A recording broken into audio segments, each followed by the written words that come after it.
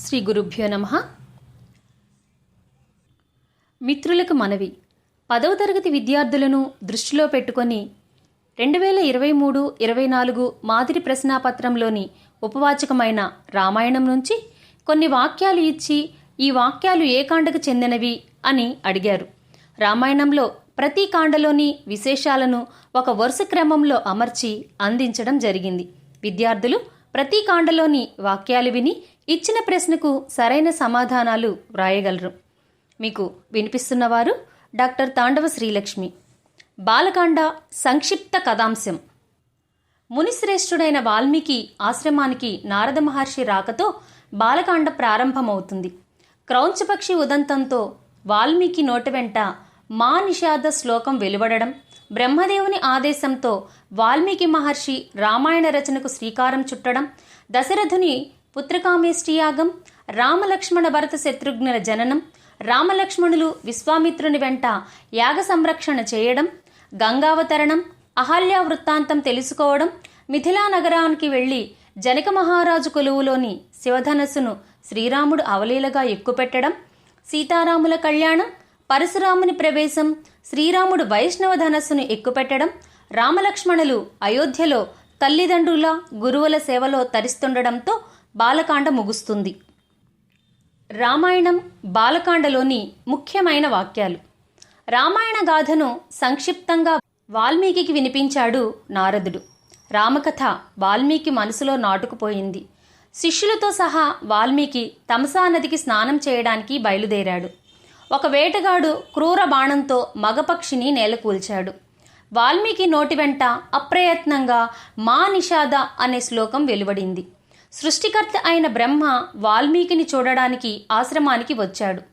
బ్రహ్మ ఆదేశానుసారం రామాయణ రచనకు శ్రీకారం చుట్టాడు వాల్మీకి మహర్షి. కోసల దేశాన్ని దశరథ మహారాజు పరిపాలిస్తున్నాడు. ఎన్ని ఉన్నా సంతానం లేదన్న చింత దశరథుణ్ణి కుంగదీసింది. దశరథుని సంతాన ప్రాప్తి కోసం అశ్వమేధ యాగం చేయాలన్న ఆలోచన కలిగింది. 3 రోజుల పాటు అశ్వమేధ యాగం శాస్త్రోక్తంగా నిర్వహించారు. దశరథుని అభ్యర్థనను మన్నించిన ఋష్యశృంగుడు పుత్రకామేష్టి అనే యాగాన్ని ప్రారంభించాడు. దేవతలందరూ బ్రహ్మను చేరి తమ గోడు వెళ్లబోసుకున్నారు. రావణుణ్ణి సంహరించడానికి మానవుడుగా అవతరించమని విష్ణువును దేవతలందరూ అభ్యర్థించారు. దివ్య పాయసాన్ని దశరథుడు తన భార్యలైన కౌసల్య, సుమిత్ర, కైకేయులకు పంచాడు. రామలక్ష్మణ భరత శత్రుఘ్నులు శుక్లపక్ష చంద్రునిలా పెరుగుతున్నారు. విశ్వామిత్రుడు దశరథునితో తాను వచ్చిన పనిని తెలియచేశాడు. విశ్వామిత్రుడు యాగ సంరక్షణ కోసం రాముణ్ణి తన వెంట పంపమని దశరథుణ్ణి అడిగాడు. విశ్వామిత్రుని మాటలు వింటుంటే దశరథుని గుండెలో రాయి పడ్డది. దశరథుని మాటలకు విశ్వామిత్రుడు అగ్గిమీద గుగ్గిలమైనాడు. వశిష్ఠుని హితవచనాలకు దశరథుడు తలొగ్గాడు. విశ్వామిత్రుని వెంట ధనుర్ధారి అయిన రాముడు నడుస్తుండగా లక్ష్మణుడు అనుసరిస్తున్నాడు. విశ్వామిత్ర మహర్షి రామలక్ష్మణులకు బల అతిబల విద్యలను ఉపదేశించాడు. దుష్టురాలైన తాటకను వధించమని రాముడితో విశ్వామిత్రుడు అన్నాడు.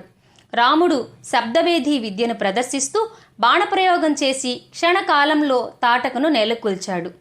రామలక్ష్మణ సహితుడై విశ్వామిత్రుడు యజ్ఞభూమి అయిన సిద్ధాశ్రమం చేరుకున్నారు. యజ్ఞాన్ని నాశనం చేయడానికి అనుచరులతో వచ్చిన మారీచ, సుబాహుల భరతం పట్టాడు రాముడు.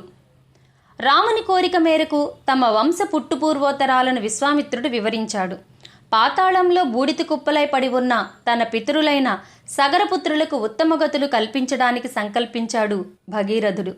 మిథిలా నగర సమీపానికి చేరుకున్నారు విశ్వామిత్ర రామలక్ష్మణులు.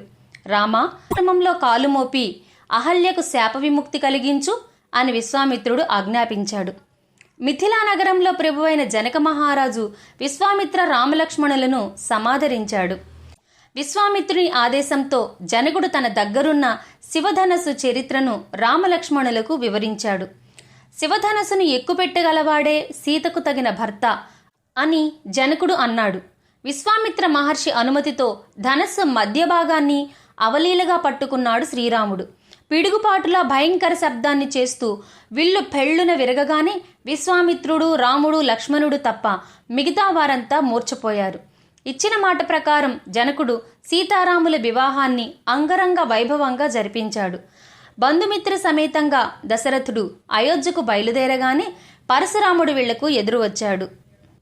పరశురాముడు శ్రీరామునితో తన దగ్గరున్న వైష్ణవ ధనస్సును ఎక్కుపెట్టాలని సవాలు విసిరాడు. ఓటమిని అంగీకరించిన పరశురాముడు తక్షణమే మహేంద్ర పర్వతానికి వెళ్ళిపోయాడు. బాలకాండ ఇంతటితో సమాప్తం. జై హింద్.